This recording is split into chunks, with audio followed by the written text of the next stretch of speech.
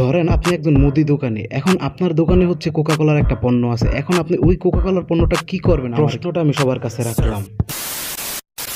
আমরা হইতেছি এমন একটা জাতি যেটা করা সেটা করি না। এর অন্যতম কারণ হচ্ছে আমরা হচ্ছে একটা বোকাচোদা। আমরা বেশ কিছুদিন ধরে কোকা কোলার একটা অ্যাড নিয়ে খুব মাতামাতি করতেছি। এর অন্যতম কারণ হচ্ছে আমরা স্বাধীন দেশের বাঙালি। আমরা হচ্ছে এমন যে হাতি যাইতে দেখি না, কিন্তু পিঁপড়াটারে ঠিকই দেখি। বিষয়টা হচ্ছে ইসরায়েল আর ফিলিস্তিনকে নিয়ে, এজন্য এই কথাটা বলতে হবে। আমি একজন মুসলিম হিসাবে আমি আমার ধর্মের ভাইদের সাথে থাকবো এবং সব সময় থাকার চেষ্টা করবো। এর জন্য যদি আমার জীবনও দিতে হয়, অবশ্যই আমি আমার জীবন দিয়ে দিব। কিন্তু আমরা বাঙালিরা হইলাম এমন একটা জাতি, যদি নিজে কিছু করতে না পারি তাহলে আমরা কি করি? থেকে শুরু করে এখন পর্যন্ত যত ধরনের শুদ্ধ ভাষা শিখেছি সেগুলো আমরা ফেসবুকের কমেন্ট বক্সে গিয়ে শেয়ার করি অথবা পোস্ট দিয়ে শেয়ার করি। এরই সাথে আমরা পরিচয় দিই যে আমাদের নিজের ভিতর বড় একটা হ্যাঁ ভাই, একটা কথা চিন্তা করেন, আমি জানি যে এটা ইসরায়েলের পণ্য, আমি এটা নিব না, বাস এইটুকুই। ঠিক আছে, আমিও মানি যে ইসরায়েলের পণ্য হচ্ছে কোকা কোলা, কিন্তু ভাই আমরা তো একটা জিনিস ভাইবা দেখলাম না যে আমাদের দেশে যে আরো যে সকল পণ্য আছে সেগুলো তো ইসরায়েলি পণ্য না, কিন্তু তারা যে আমাদের কিভাবে বাস দিতেছে সেটা তো আমরা জানি। যেমন আমাদের এক বছর আগেও যত সকল পানীয় পণ্য ছিল সবগুলোর দামই কিন্তু 5 টাকা করে কম ছিল। যখন কিনা ইসরায়েল আর ফিলিস্তিনের যুদ্ধ শুরু হয় তখন নানান তালবাহানা করে আমাদের যত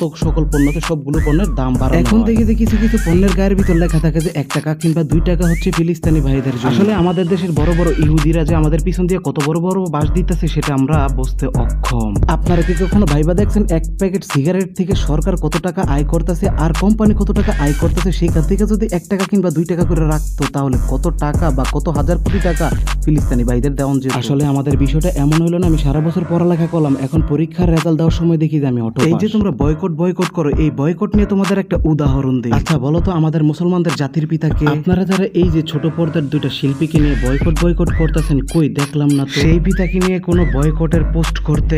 সোশ্যাল মিডিয়া থেকে শুরু করে রাস্তাঘাট, পুকুর, যেখানে যাবেন তার ছবি দিয়েই কিন্তু ভরা। তারপরে কেন আপনারা? আসলে আপনাদের সমস্যাটা মাথায় না, আপনাদের সমস্যাটা হচ্ছে পাছার ভিতর। এমন যদি উদাহরণ দিই সারা দিনেও কিন্তু শেষ করা যাবে না। আমরা হচ্ছে জাতে মাতাল তালে। আমাদের দেশের কিছু কিছু ভাইরা আছে কেমন জানেন? লক্ষ্য করলে দেখবেন যে জুম্মার দিন কিছু কিছু ভাই বোরা দ্বারা এমন একটা ভাব লয়ে যায়, মনে হইতেছে 5 ওয়াক্ত নামাজ পড়া বইরা ফেলাইছে, নামাজ পড়া বাড়িছে আর জুম্মার দিন ছাড়া তাকে দেখাই যায়। ঠিক আমাদের ভিতর এরকম কিছু সুবিধাবাদী লোক আছে, তারা জাতিকে বোঝে যে তারা হাজি, অবশেষে মসজিদ থেকে বের হওয়ার সময় আরেকজনের জুতা পরে বের হয়ে যায়। যাই হোক, অনেক বকবক করছি, এখন আসি আমাদের অমি ভাইয়ের কথা। অমি ভাই একটা নাটক বানাইছে যার নাম হচ্ছে ফিমেল 4। ওনার ওই নাটকের ভিতর শিমুল আর জীবন আছে বলে সবাই উইটা বইরা লাগে। এমন যদি হইতো যে অমি ভাই এই একটা বানাইছে তাহলে একটা কথা আছে, কিন্তু এই লোকটা তো নাটক বানায় দেখা গেছে অনেক বড় বিপদে পড়ে গেছে। আচ্ছা তোমাদের সুন্দর একটা উদাহরণ দিই, ধরো তুমি একটা মুদি দোকানদার, তোমার দোকানে অনেক ধরনের পণ্য থাকতে পারে, তার ভিতরে একটা ইসরায়েলি পণ্য ঢুকে গেল, এখন তুমি ওই ইসরায়েলি পণ্যটা কি করবা? আর একটা কথা মনে রেখো, তুমি কিন্তু বাঙালি, ওই দোকানদার কিন্তু বাঙালি এবং তুমিও কিন্তু বাঙালি, তখন তুমি কি করতে পারবা সেই প্রশ্নটা তোমাদের কাছে রাখলাম। আর এই ভিডিওটা আর লম্বা করলাম না, তো টিল দেন আল্লাহ হাফেজ, বাই বাই। যদি ভিডিওটা ভালো লাগে অবশ্যই লাইক করে শেয়ার করে দিও। তো আল্লাহ হাফেজ, টিল দেন।